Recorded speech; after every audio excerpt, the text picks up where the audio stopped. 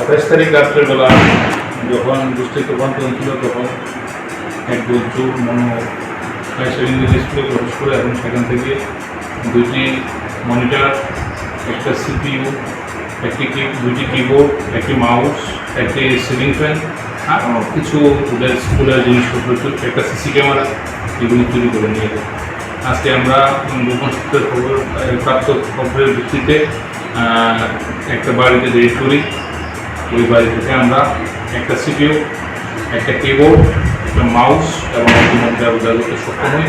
সাথে সাথে ওই ছেলেটিকেও আমরা ধরে থানাতে নিয়ে এসেছি। সে বলছে এটা একজন থেকে কিনেছে, কিন্তু ঠিকভাবে এখনও নামটা প্রকাশ করিনি কার থেকে কিনেছে। তাই আমরা এটা ইন্টারভিউশনের জন্য আপাতত থানাতে এসেছি।